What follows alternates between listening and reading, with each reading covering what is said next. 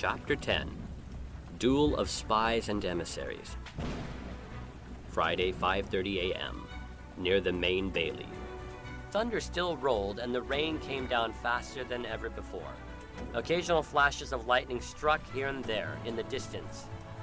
Resident Aspire passed within the shadow of a tower. It was still dark and he could not see much of anything. Suddenly, a flash of lightning revealed a masked figure standing about 3 paces in front of him. And Resident Aspire abruptly stood still. Whoever it was had a drawn sword and was barring the way to the marble square. What an intriguing agenda you have. What you think you know about the plaques might be of use to those in the marble square. After this castle's defeated, that is. Whoever it was began to tap their blade against their gloved hand. Who is this stranger in a mask, and how could he know what Aspire was planning to do? Why did the swordsman's voice seem familiar? Wouldn't it make things more interesting if you did not show up to reveal the tantalizing information you have? But don't worry, I won't hurt you. Just do as I say, and the flat side of my blade will be all you feel. Pointing his blade directly at Resident Aspire, the stranger advanced yet another step. There is a place that is unknown to you, where I will accompany you until your beloved finite castle falls, the stranger said in a menacing voice as he advanced another step. Just then, the masked stranger hesitated as if he could hear something Resident Aspire could not. Just then, Aspire could hear something behind him and an urgent voice. "Resident Aspire, duck now!" Resident Aspire, barely having time to think, could not duck in time, and so he fell backwards as Alien Zeal rushed to his side with a drawn sword in hand. Alien Zeal's sword clashed against the stranger's sword about a foot above Resident Aspire's face, just after his shoulder had hit the cobblestone pavement. The attacker's focus was now on Alien Zeal and not him. The lightning struck somewhere close, lighting up the 2 figures which were bent over him. The split-second light showed Alien Zeal holding off the sword of the masked stranger. Surprise and anger showed in the swordsman's eyes that Alien Zeal was defending Resident Aspire. The enemy struck again from a different angle, coming close enough to neatly slice through the sleeve of Resident Aspire's garment, although it made no contact with his arm. The sounds of the swords clashed at the same moment as his gasp of surprise. The blows continued in rapid succession as Alien Zeal managed to wedge himself between Resident Aspire. In another display of skill, Alien Zeal managed to gain ground, leaving the way to the marble square open. Another flash revealed that the stranger had ceded even more ground.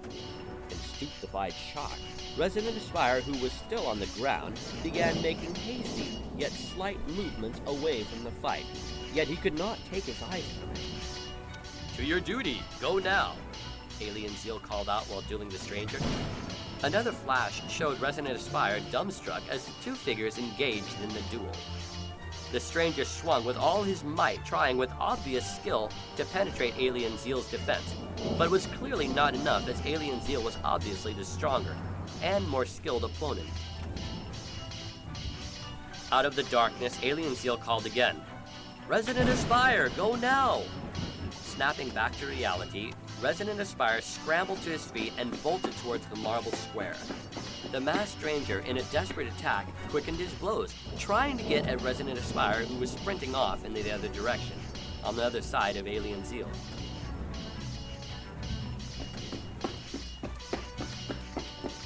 The sound of metal clashing against metal could be heard through the heavy rain behind him.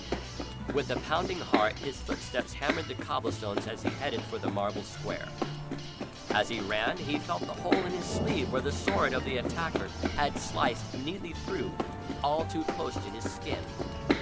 As he ran past the dark shadows of another tower, the dim candlelight from the marble square was dimly reflected in 2 eyes, which were following him. Suddenly, the distant clashing of swords stopped.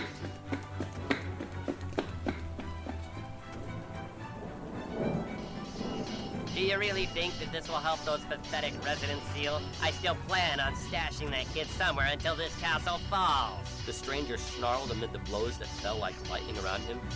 Your defection was a loss, former emissary Retroit, but you made your choice long ago. But they that wait on the king shall renew their strength, Seal said to himself as he continued to hold the attacker off. Those days are gone forever. Don't lose any sleep over it. An intense block caused the masked stranger to fall back and lose his mask. Ploy stood there, looking past Alien Zeal at Resident Aspire, who was nearing the marble square. There was sweat on his face and a desperate look in his eyes. This is by no means the end. Do you think I will never have another opportunity to intervene in the errands of that young resident?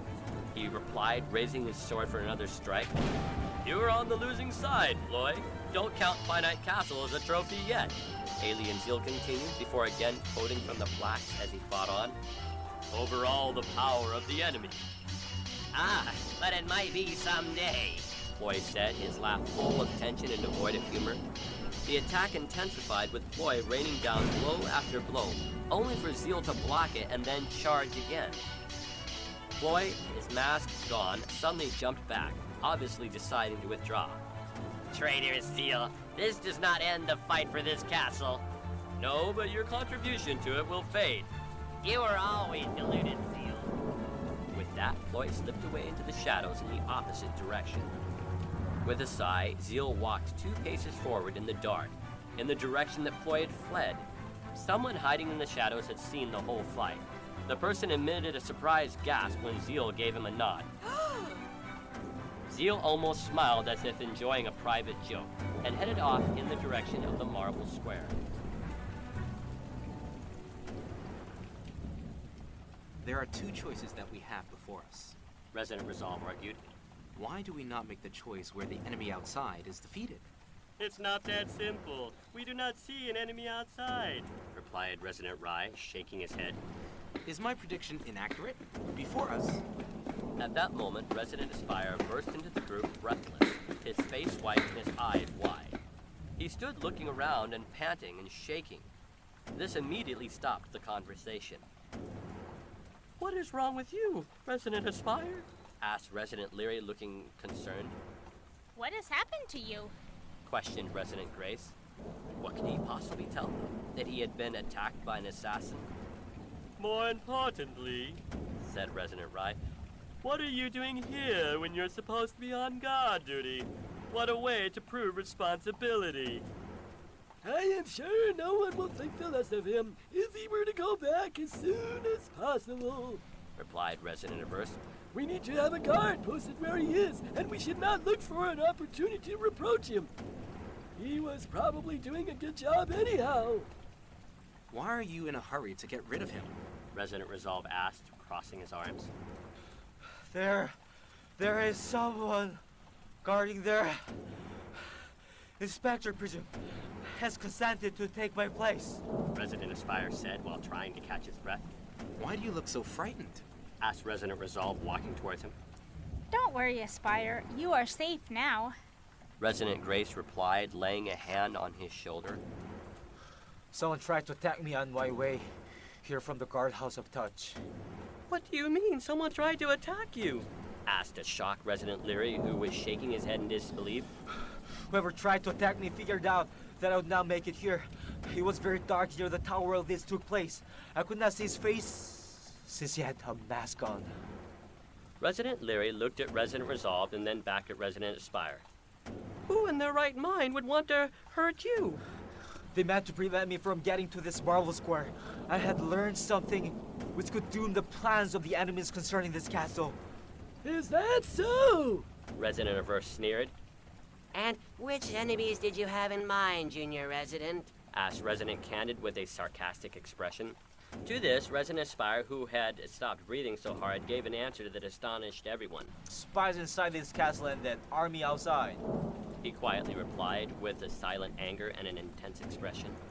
I have valuable information to share and I would like some consideration. And yes, there are spies in this castle. How do I know? I was attacked by one. If it had not been for an alien, I would not be in front of you now. Aliens protecting residents? How unusual. Resident Grace commented with delight. He protected me so that I could get here. Young deluded Aspire, there are no spies in this castle. Replied a chilly Resident Averse in a sing-song tone. You are imagining things after a long, fateful time on guard duty. Resident Aspire looked as if it were about to explode. Why are we wasting time? Of course there are spies in this castle. Had Inspector Caution told me so. You are delirious and overstepping your bounds, Aspire. Resident Averse replied sternly. In reply, Resident Aspire held out the hole in his garment which had been slashed by a sword. Is this a delusion to anybody else? It was a clean swipe from an obviously sharp implement. No one said anything while Resident Aspire held it up for them to see. How did you escape again? Asked Resident Leary, who seemed very interested. You must have an important reason for being here if you were attacked. Replied Resident Leary. If you were attacked, it could not have been by any resident. Resident Resolve thought out loud. If an alien rescued you, then the only element left to attempt to harm you would be a spy. The conclusion is frightening. We might as well face the facts. I have been dreading this prospect. I just hope that I was wrong. If no resident attacked him, then the only logical conclusion is that there are spies in this castle. That is very hard to think about. Resident Rye reflected with quiet unease. I don't favor the king at all, but there's no way around that point. I would tend to agree with you, Rye, replied Head Inspector Perceive, who had just arrived. Are you aware that this young resident has skimped his first duty, Head Inspector? Asked Resident Averse with a nod at Resident Aspire. I am aware of his course of action before he came here. Resident Presume told me about it 2 minutes after he had left. I would trust him if he said it was important. Perhaps we should listen to what Resident Aspire came here to tell us about. By this time, Resident Aspire had calmed down from his fright. Tilting his head to one side, he proceeded to explain. Well, I had been looking at those square-shaped impressions on the wall for a long time. I was wondering about the pattern of grid lines in them and where I've seen them before.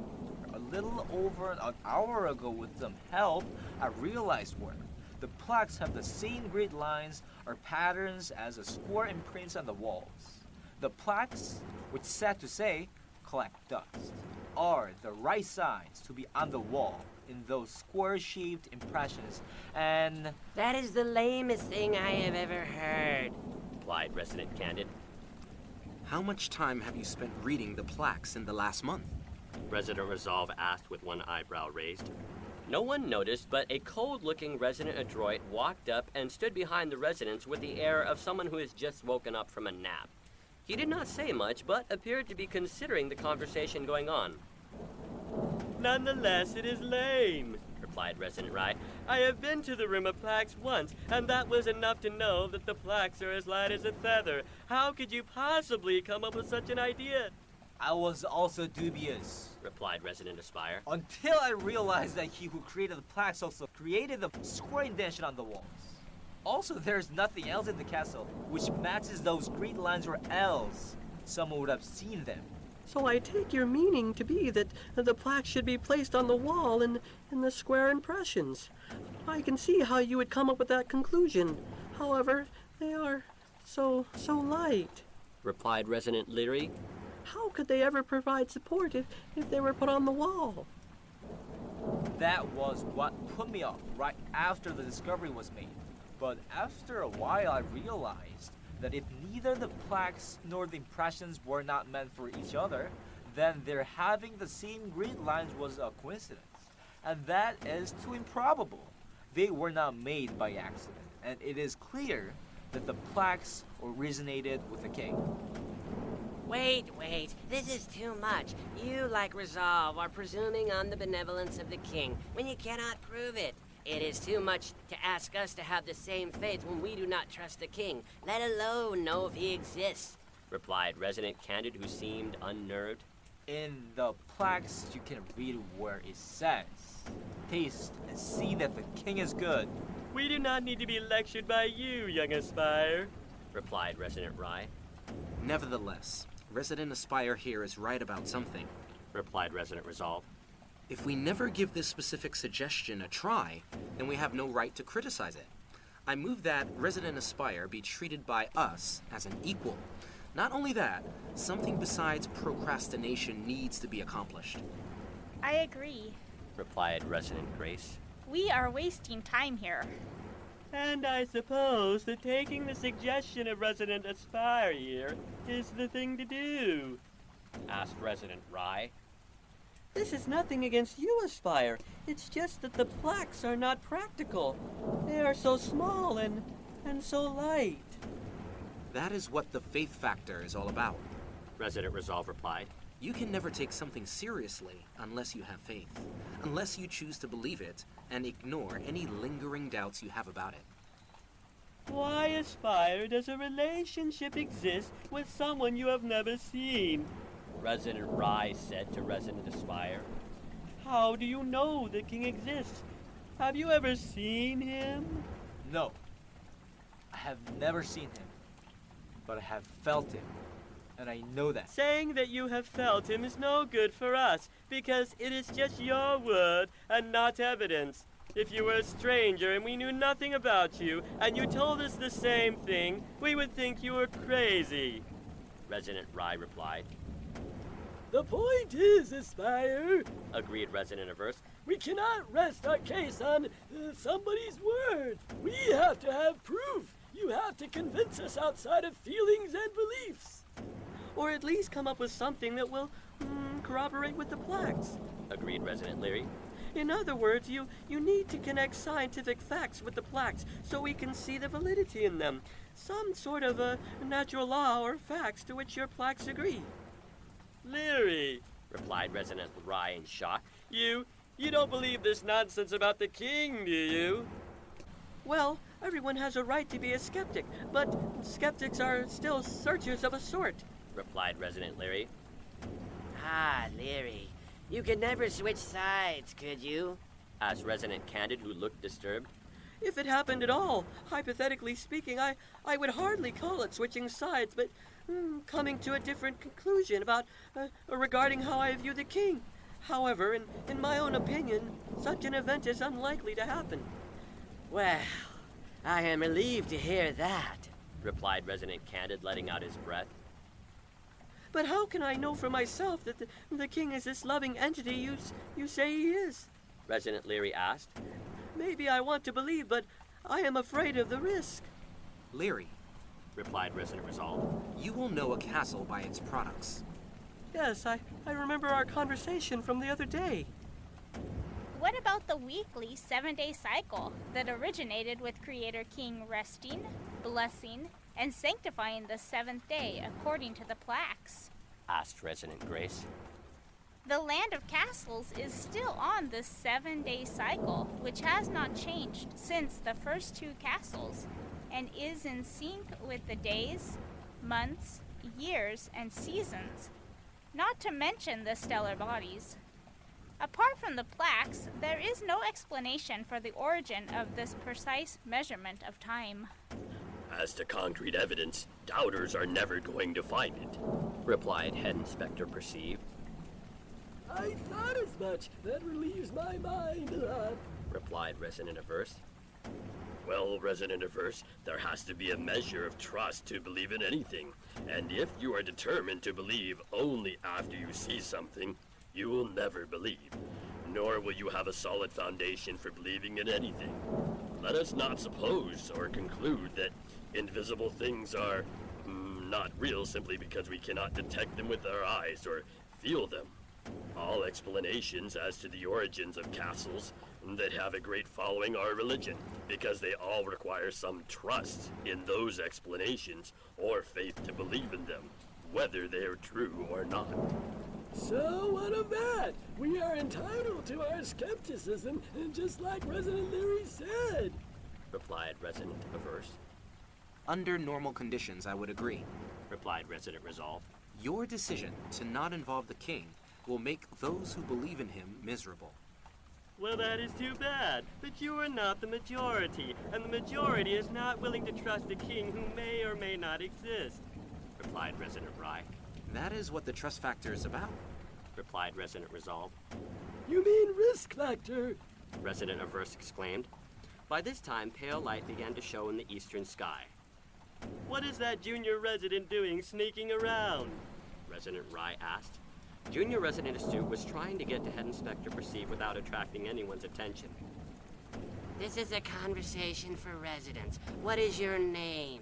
Asked Resident Candid. I have important news to tell the head inspector. Well, I saw the fight when the resident Aspire was attacked. I was in the shadows when Alien Zeal fought off the spy who tried to hurt my cohort here. Okay, I'd like to know why you think he is a spy. Resident Averse demanded. Oh, come on, Averse. Resident Resolve replied indignantly. Someone with a mask who sneaks around and attacks residents? Who else could it be? A spy? An actual spy inside these walls? How could it be? I find the idea of a spy here in this castle a little hard to take in, This is the real point we should have been discussing. replied Resident Resolve. Everyone looked very disturbed all of a sudden. Who among us could possibly be a spy? Asked Resident Candid. He looked like he had just been slapped very hard. It is the resident, or rather, Audroit the spy. I saw him emerge from the darkness of a tower with a drawn sword like he was going to harm Resident Aspire. Resident Aspire saw him and fell backward. As his sword was nearing Aspire, it was stopped by Alien Zeal's sword. He started fighting and Alien Zeal told Resident Aspire to come here. Then the mask fell off. I saw who it was that tried to harm Resident Aspire. Ploy, who had been standing outside the group of people, began to inch away when he heard this. However, Head Inspector Perceive noticed him edging away as Junior Resident Astute told everyone what he had seen. He looked at Resident Grace, who was next to Resident Candid. After a second, he caught her eye and silently motioned her to nudge Resident Candid. She did, and Resident Candid saw that Head Inspector Perceive was gesturing towards Resident Adroit, who was still inching away. Resident Candid realized what was going on and covertly moved behind Resident Adroit. As soon as Junior Resident Astute finished, Head Inspector Perceive nodded at Resident Candid. Ploy, the spy, masquerading as Resident Adroit, turned to slip away just as Head Inspector Perceive was giving an order. He promptly ran into Resident Candid. Resident Candid grabbed him and, with the help of Resident Rye, brought him before Head Inspector Perceive. While former Resident Adroit was being dragged to Head Inspector Perceive, Resident Resolve appeared puzzled because Ploy's attempts to break away seemed superficial, almost acted out. "Not bad for a junior resident," Resident Larry remarked. "Former Resident Adroit, what is your real name?" asked Head Inspector Perceive. Do you really think I'm going to tell you that? But I'm now a part of this castle. He laughed slyly. "You'll be held here for interrogation.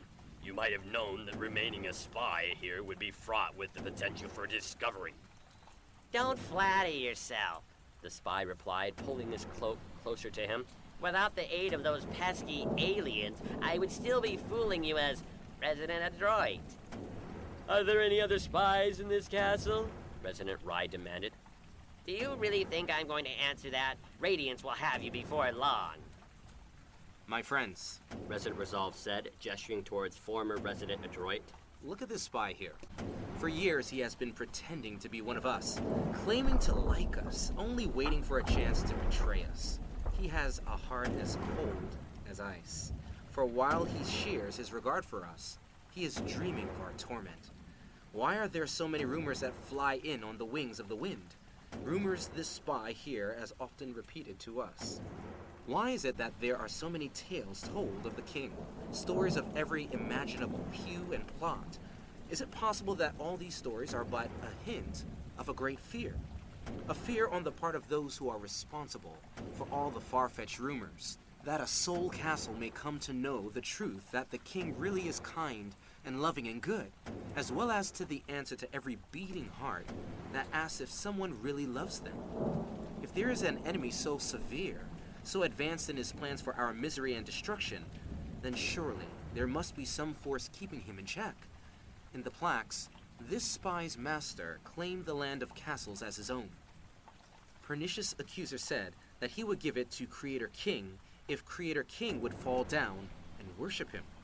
Creator King replied that Pernicious was to worship the king and him only. Not only that, in the land of castles, the land Pernicious claimed as his own, Creator King told him to go away, and Pernicious went away. That is power, and what we need now is power. After a minute of silence, Resident Resolve went on. Residents of Finite's castle, we need to unite. Here's the proof of the enemy's deception. Make no mistake, my fellow residents, he has corruption and destruction in mind for all of us. Resident Resolve is quite correct. Replied a meek Resident Leary, shaking his head and glancing down. It is a risk. It is a hard choice to make. Suddenly, an ominous and loud creaking cracking resonating in concert with the continual boom boom emanated from the direction of the Gate of Hearing. We have to do something soon, or the enemy will be able to break in. Replied Resident Grace, who sounded genuinely worried. If we do not do something soon, we will be doomed. We have to come to a decision soon. How could that group outside the walls cause that? Resident Rye exclaimed. After hearing a creaky noise like that, maybe there is something to what some of you have said about hearing a battering ram rather than the tapping we have heard for days. Yes, Agreed Resident Resolve. we need to make a choice now. Friday, 6 a.m. Outside the walls of Finite Castle. There was not much light, but in the east there was a faint pink glow in the sky which heralded the coming of dawn. The boom boom continued as it had since the attack had begun. At first, those inside the castle regarded it as a monotonous annoyance, but by this time it seemed normal to everyone. In front of the Gate of Sight, the lieutenant was directing the large battering ram. He was not looking behind him, yet he began to hear footsteps as Colonel Devious approached. The colonel could see that something was happening where the lieutenant was, so he came to investigate. Lieutenant, you did not inform me that there was something of note going on here. Oh, Colonel, excuse me. I have been engrossed here because there has been a development.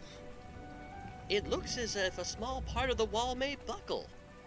What a delightful perk it is that their love of their own wall and its supposed strength is blinding them to trust in the enemy. Yes, it is a good joke. Well, good work, Lieutenant. This is good to see. How long have you been working on this spot? A number of hours, Colonel. The other rams have been going here and there, but this one has stayed stationary. The spies must be keeping those residents busy, because it does not appear that any strength has been added to compensate for the damage that has been done here. It looks as though the block may soon give in before too long. Very good, Lieutenant. I shall look around and inspect how the rams are doing on the other part of the wall. You are doing very well. Keep at your work here and something good may happen.